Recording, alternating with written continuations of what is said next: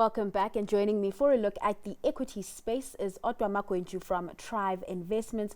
Odwa, thanks so much for joining us today. So it was another busy week for markets. We had ADP numbers, we had job openings, all showing that the US labor market is stable. There has been somewhat of a slowdown, which then further points to signs that we could see a rate cut in the near future from the Fed. Odwa, what did you make of this week's markets action? This week has been very up and down. If you look across the board, the United States are still fading along very well as the earnings season continues. However, we look here locally, we have been seeing a bit of a hard time if you're looking at the South African markets, and mainly you want to look at what's going to happen with the government. Is there a coalition? Yesterday, the president did mention that they're looking at national unity as a solution going forward, and that seems like that might be what's going to take. But right now, the markets have been suffering the rand as well on the back of the election results. Let's zoom in on that announcement President Ramaphosa made on the government of national unity. Do you think this provides some sort of comfort for investors? Let's take a look at the rand. Initially, yesterday morning, it was around 1890. It even got up to 1897 at some point. Today, it was around 1880, 1885. Do you think that this move provides some sort of comfort, some sort of confidence for investors? I believe it does give some confidence. At least it brings everyone into the room in terms of negotiation and bringing policies to go. And that's why, as you said, that the rand has strengthened slightly. However, we also have to take into consideration that the dollar also did weaken slightly. So that also played its role. However, with everything being said, it is at least, away from the different options that they had. So there was the DA-ANC coalition that was expected, that I think the markets would have loved the most. Mm-hmm.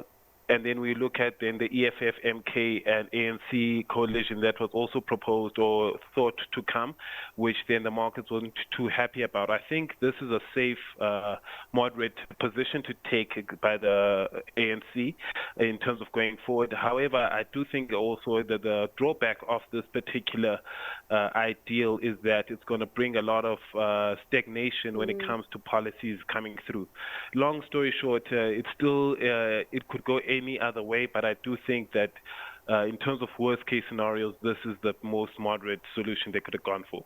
Definitely wait and see approach because, this will take time before everything is approved and put forward. Now, we had the ECB yesterday cut rates by 25 basis points, a widely expected move, Odwa, but I guess it lifted its inflation targets for 2025 from, I think it was 2% to 2.3%, which then made analysts say that this was a hawkish cut. Or would you say that with this move, right, that the global easing cycle has begun, or there's still some caution still in the air? I think, it indicates obviously an initiation of the global cutting across the board.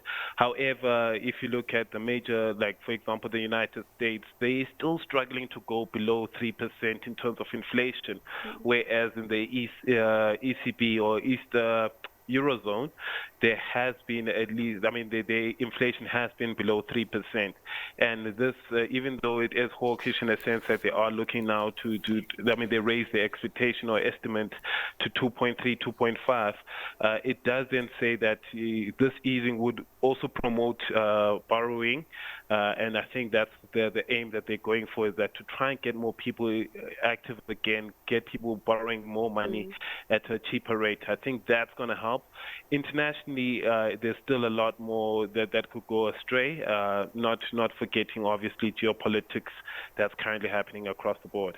Inflation risks still to the upside. Now let's move over to some company news. The TFG out with results. HIP's quite tepid, growth of 0.2%. Those, of course, on the back of, the current economic environment where consumers are cash strapped and constrained because of higher interest rates and those elevated inflation levels. Did you expect to see such marginal growth on the bottom line? This was a very a pleasant surprise. It's not expected. We have seen a lot of non-conventional things happening in the past results season. I forget the company, but another retailer released last month showing that last week, showing that there are consumers are paying off their debts, and at least the credit collection has been good, and that's what we're also seeing this side with the Fushini Group. It's very pleasant. They've reached record revenue, so I think on that side they're doing very well. Africa is seeming to be very strong, as we're seeing also on that side. They're double-digit growth in terms of turnover on that front. So the business itself has done very well, also with the increase in credit collection on their side. I think that's helping the business in this tough period. One thing I found interesting in those results was the performance of its online platform Bash. And listen, I could be a bit biased here because I use Bash religiously. Turnaround time when it comes to delivery, very, very fast. I really love the app. The CEO, Anthony Thernstrom, even said that they expect to break even ahead of schedule. Quite a disruptor in the space, right? 100%. I think that's a great move on their side. And we do have a lot of competition there. However, as you said, they had a nice 22% increase when it comes to that particular, or Bash rather. So, for any business right now, it's very good for you to also have an online presence, and the growth is just good. And as you said, if they, as things look out, it does look like they're going to break even much sooner than anticipated. Then it also allow them in the future, maybe not now, as they did show that they are growing also retail stores, that they might not need to put as much into brick and mortar going forward. Be interesting to follow, how they perform moving forward. Odwa, before I get into your stock picks, Sibanye lenders have relaxed borrowing restrictions for the minor, just to, give them a bit more room when it comes to liquidity. Surely a relief for the group, right? 100%. It's a relief for the group, especially given the past 3 years that they've been having, and not also forgetting now they are still having some worker disputes happening, and the business has been struggling for that.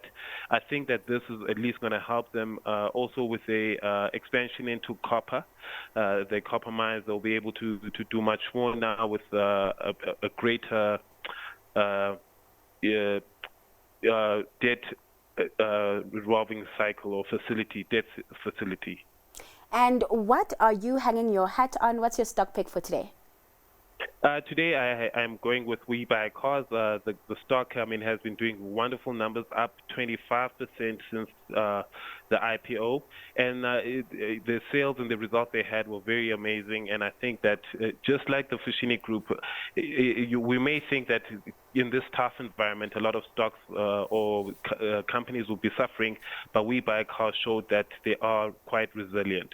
And to just note on that, we are seeing more resilience in that used vehicle market. Even the GDP numbers showed that new vehicle sales are down, but used cars seem to be winning. Odwa, thank you so much for your time and those insights.